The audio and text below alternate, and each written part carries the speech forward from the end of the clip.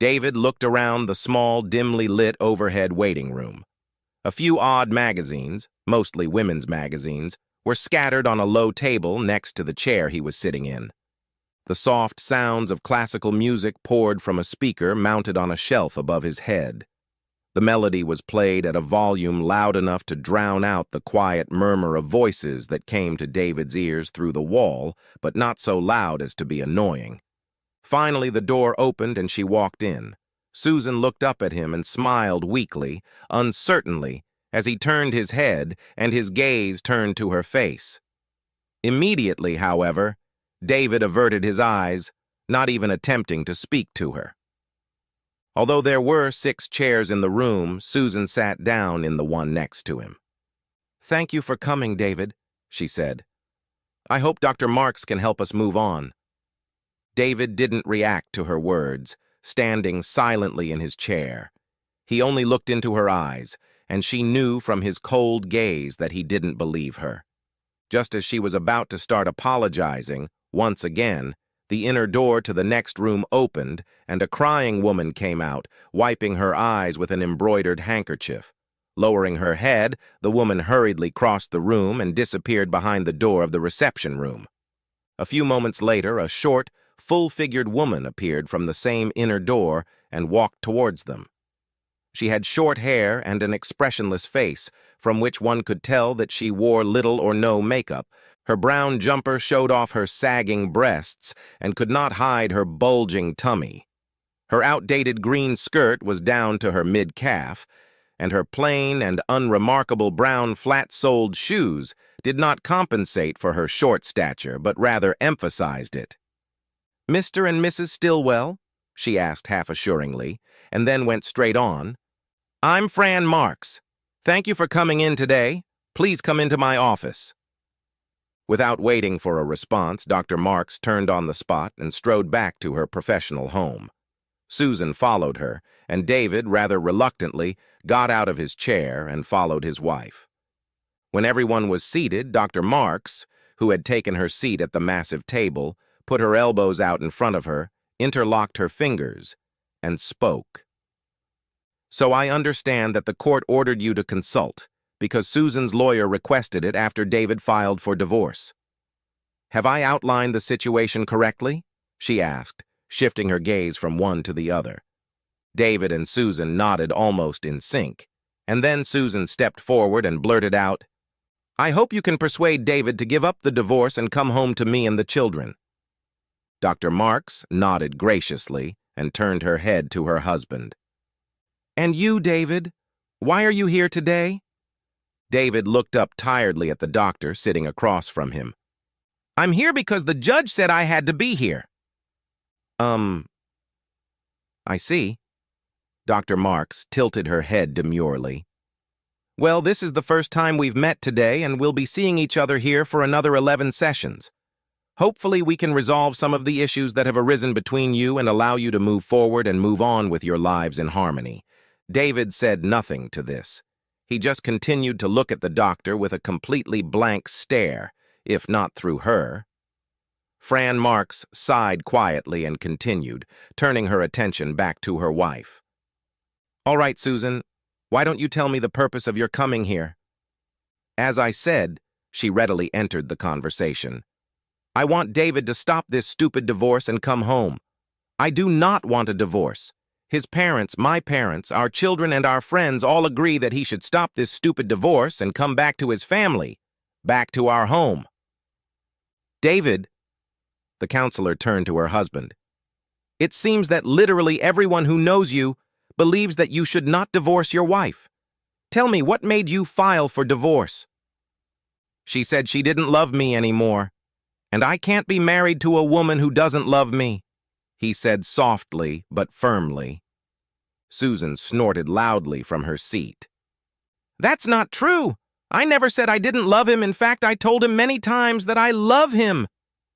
"David, if Susan says she still loves you, why don't you believe her?" the doctor asked. David glanced at Susan with visible disgust and then turned to the doctor. "Actions speak louder than words," he said briefly. "But I didn't do anything. Susan was on the verge of tears. David crossed his arms over his chest. "Bye," he said even more succinctly, narrowing his eyes. Fran raised her eyebrows in bewilderment. "I need you to explain this to me, David." The man raised his left wrist a little closer to his face and looked at his Apple wristwatch. With the index finger of his right hand, he tapped it a few times expressively and then spoke.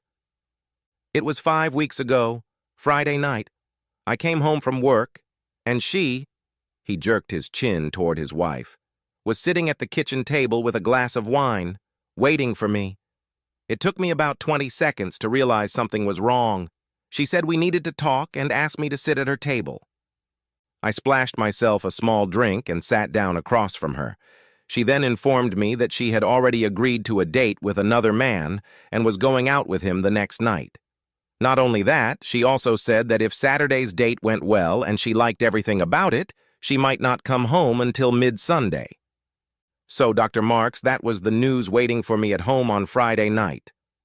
Okay, I may not be the sharpest knife in the world, but even I could figure out what it meant. In that moment, I realized that if my wife was planning to spend the night with another man, it meant she no longer loved me."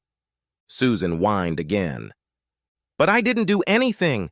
I didn't go on a date and I didn't sleep with anyone. And you left me and filed for divorce even though I did nothing. How many times do I have to say it?" "Is that true, David?" the counselor intervened. "Susan says she didn't go on a date and she didn't cheat on you. If that's true, why did you file for divorce?"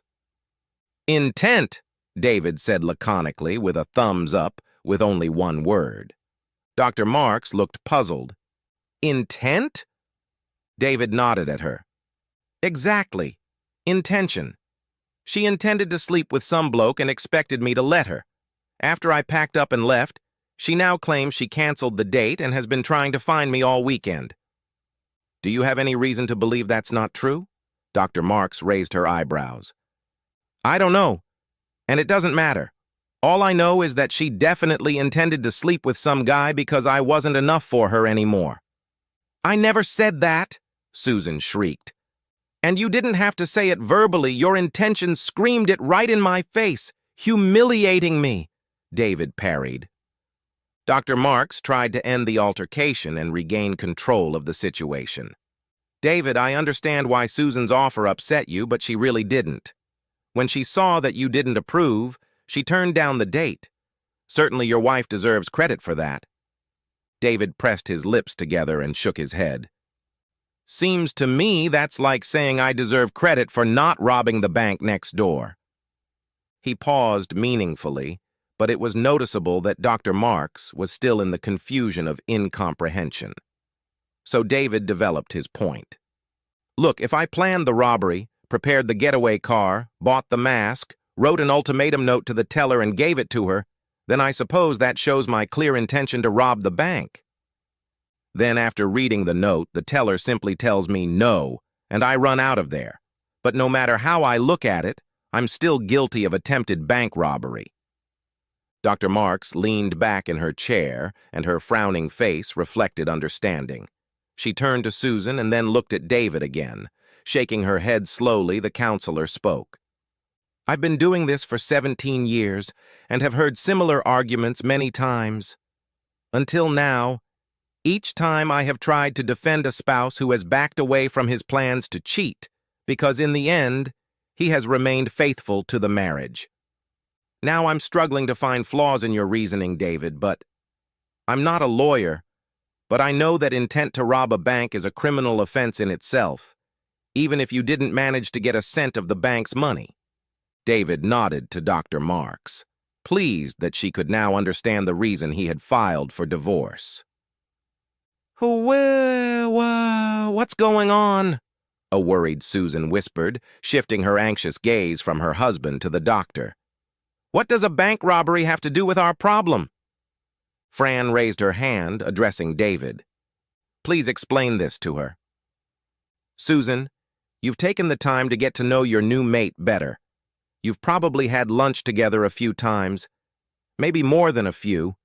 You developed an interest in him that eventually developed into a sexual interest.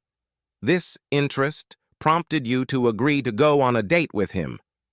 When you agreed to the date, you were well aware of what his future intentions were. You're a big girl and you know what's what, don't you? You were so sure of your friend's intentions that you felt it necessary to tell me about the upcoming date, as well as the fact that you would probably spend the night with him. By doing so, you once again confirmed your intention to follow his plans. In other words, you confirmed your intention to sleep with another man. The fact that you canceled the date after I objected doesn't change your previous intentions. I believe that if you loved me the way I love you, there is no way you would have agreed to a date with another man. But alas, you agreed to go on this date, which means you can't love me the way I love you. Loved you. I'm sorry, Susan, but I can't be married to someone who doesn't love me enough to stay away from men with similar intentions. Susan lowered her head and sobbed. As David rose from his seat, Dr. Marks stood up too and extended her hand to him. Thank you for coming today. I will let the judge know that there is no need for additional sessions for you. She then turned to the still sobbing Susan and put her hand on her shoulder. I guess I'll have to spend a little more time with your wife, though.